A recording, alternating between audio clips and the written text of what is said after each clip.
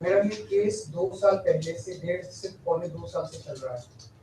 17 अगस्त को 2022 को सीबीआई की पहली केस फाइल हुआ था और 22 अगस्त 2022 को पीसीआर फाइल हुई थी ईडी। मुझे गिरफ्तार किया गया है। ना तो किसी कोर्ट ने मुझे दोषी करार दिया है, ना मेरे ऊपर कोई मुकदमा चला है, ना मेरे ऊपर कोई आरोप तय हुए हैं, ना मेरे ऊपर कोई आरोप नहीं है। अभी तक इस केस में सीबीआई 31,000 पेज फाइल कर चुकी है कोर्ट में और 294 विटनेसेस को एग्जामिन कर चुकी है।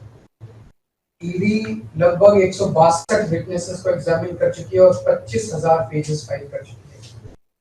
इन सारे विटनेसेस और सारे कागजों को मिला के मुझे क्यों गिरफ्तार किया गया है?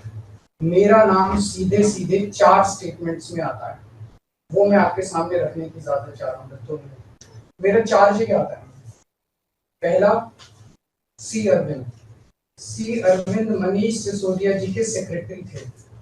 उन्होंने ये कहा है, स्टेटमेंट दिया है कि एक दिन मेरे घर में मेरी मौजूदगी में मनीष सिसोदिया जी ने उनको कुछ एक्साइज के डॉक्यूमेंट्स हैंड ओवर किए। That's it madam. उन्होंने ये नहीं कहा कि मेरी मौजूदगी में कोई पैसे दिए, कोई ऐसा कोई आरोप नहीं है। मेरी मौजूदगी में सी अरविंद को मनीष सिसोदिया जी ने एक्साइज के कुछ डॉक्यूमेंट्स। मैडम, मेरे घर पे ढेरों एमएलए आते हैं, ढेरों मंत्री आते हैं, ढेरों डिग्निटरीज आते हैं, अपने अपने सेक्रेटरी लेते हैं, वो आपस में खुसर भी करते रहते हैं, आपस में डॉक्यूमेंट्स भी एक्सचेंज। मुझे क्या पता कि कौन किसको क्या दे। Is this a sufficient reason to arrest the second chief minister? क्या ये स्टेटमेंट एक सेकंड चीफ मिनिस्टर को अरेस्ट करने के लिए पर्याप्त है? नंबर 1। नंबर दूसरा स्टेटमेंट, एमएसआर मगुंटा श्रीनिवास रेड्डी, ये मेंबर ऑफ पार्लियामेंट थे, जगन रेड्डी की पार्टी से। एमएसआर एक दिन 16 मार्च 2021 को 4:30 बजे मेरे दफ्तर आते हैं। उससे 10 दिन पहले उन्होंने मेरे ऑफिस में चिट्ठी ईमेल भेजी कि मैं एमपी हूँ, मुख्यमंत्री से मेरे ऑफिस वालों ने उसको 10 दिन बाद का टाइम दे दिया। वो मेरे पास मिलने के लिए आते हैं 4:30 बजे। मैं किसी वजह से जल्दी में था, आके वो मुझे कहते हैं कि मुझे दिल्ली में अपना फैमिली चैरिटेबल ट्रस्ट खोलना है, उसके लिए जमीन चाहिए। मैंने उनको कहा कि जमीन हमारे अंडर में नहीं आती, एलजी साहब के अंडर में आती है, आप मुझे चिट्ठी दे दीजिए, मैं एलजी साहब को फॉरवर्ड कर दूंगा एंड दैट्स इट। सो ये हुआ। 16 सितंबर 2022 को उनके घर पे रेड होती है। उनसे पूछा जाता है कि क्या आप केजरीवाल जी से मिले? वो कहते हैं कि हाँ मैं मिला और मैं केजरीवाल जी से अपने फैमिली ट्रस्ट की जमीन मांगने गया था। ये 16 सितंबर 2022 को सेक्शन 17 का स्टेटमेंट है। ED is not happy with this statement. 5 महीने के बाद उनके बेटे को 10 फरवरी को गिरफ्तार कर लिया जाता है। उसके बावजूद भी वो अपने स्टेटमेंट पे कायम रहते हैं। उनका दोबारा गिरफ्तारी के बाद स्टेटमेंट लिया गया, वो कायम रहते हैं। 5 महीने जब उनका बेटा गिरफ्तार रहता है तो बात टूट जाता है। 16 जुलाई को बदल लेते हैं। उसके बाद वो 16 जुलाई को वो अपना स्टेटमेंट बदल लेते हैं। 18 जुलाई को उनका बेटा छूट जाता है। उसके बाद उनका कोई स्टेटमेंट नहीं होता। That's it. स्टेटमेंट पे स्टेटमेंट हो रहे थे जब तक वो अपना स्टेटमेंट मेरे खिलाफ नहीं दे रहे थे। जैसे उन्होंने मेरे खिलाफ स्टेटमेंट दिया, बेटा भी छूट गया, स्टेटमेंट होने भी बंद हो गए और 3 अक्टूबर को उनका माफीनामा भी हो गया। Mission accomplished. इसका मतलब ईडी का मिशन केवल और केवल मुझे फंसाना था। 3 सेक्शन 50 के स्टेटमेंट है मैम। तीनों से सेक्शन 50 के स्टेटमेंट है, they are equal in the eyes of the law. तीनों बराबर है, तीनों की ग्रेविटी सेम है। तो उसमें से एक स्टेटमेंट के तवज्जो क्यों दी गई? क्या जांच की गई है जानने के लिए उसमें से एक ठीक है और बाकी 2 गलत है? जो 25,000 पेज ईडी ने फाइल किए हैं कोर्ट के अंदर, उन 25,000 में जो केजरीवाल के खिलाफ वाला स्टेटमेंट है केवल वो लगाया गया, बाकी दोनों स्टेटमेंट दबा दी गई। क्यों मैम? कोर्ट के सामने तीनों स्टेटमेंट लाए जाने चाहिए थे ताकि कोर्ट डिसाइड कर ले सच्चाई क्या है। चलिए ठीक है। 1 मिनट मैम। तीसरा स्टेटमेंट है उनके बेटे का, राघव मगुंटा से 16 सितंबर को उसके घर पे जब रेड होती है उनसे स्टेटमेंट लेते हैं। He says whatever his father had said। उसके बाद 10 फरवरी को उनको अरेस्ट किया जाता है। उसके बाद उनके 5 स्टेटमेंट्स होते हैं। पांचों स्टेटमेंट्स में वो वही बोलते हैं जो पहले बोला। फिर 5 महीने तक वो जेल में रहते हैं।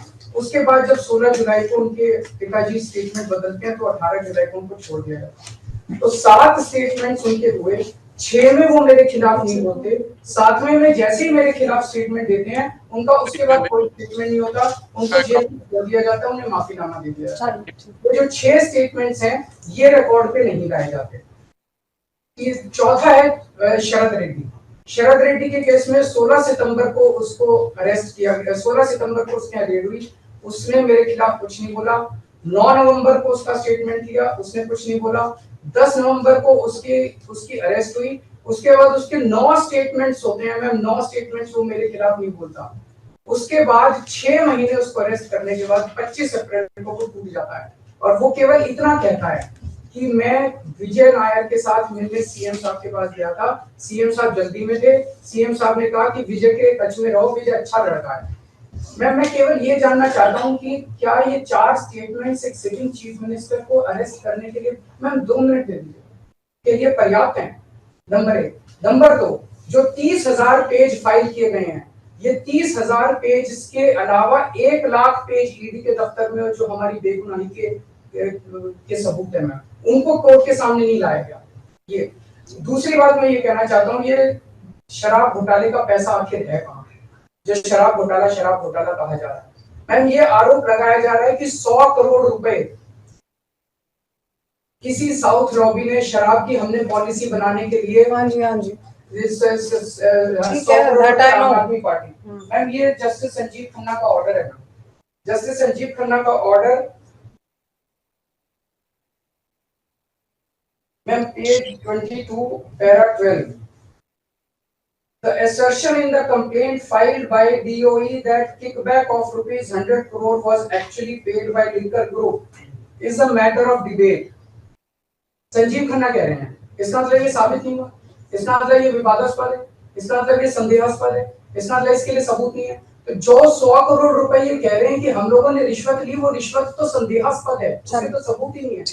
लेकिन असली शराब घोटाला क्या है? असली शराब घोटाला शुरू होता है ईडी की जांच के बाद। जब ईडी की जांच शुरू हो जाती है, ईडी की जांच के 2 मकसद हैं।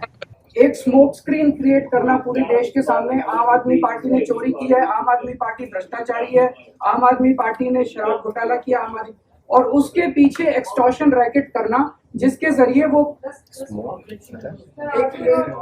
एक्सटॉर्शन रैकेट करना जिसके जरिए वो पैसे इकट्ठे कर रही है। मैं आपको सबूत दे रहा हूँ। शरद रेड्डी के केस में शरद रेड्डी को बेल 2 वजह से मिली। एक, शरद रेड्डी ने मेरे खिलाफ स्टेटमेंट दिया और शरद रेड्डी ने अरेस्ट होने के बाद 55 करोड़ रुपए का चंदा बीजेपी को दिया, 55 करोड़ रुपए के bonds arrest. So he bought his bail ma'am, he bought his bail. Then now the money trail is clearly established. Money trail is clearly established. Ma'am, just last 1 minute. Last 1 minute. The money trail is established, ma'am. उसने अपनी bell arrest होने के बाद 55 करोड़ रुपए का चंदा BJP को दिया, बीजेपी के अकाउंट में सीधा गया। मनी ट्रेल इज एस्टैब्लिश्ड और यही पूरी जांच का मकसद था। एक तरफ आम आदमी पार्टी को क्रश करना, एक स्मोक स्क्रीन क्रिएट करना, भ्रम का पर्दा और पीछे से एक्सटॉर्शन करना। Thank you.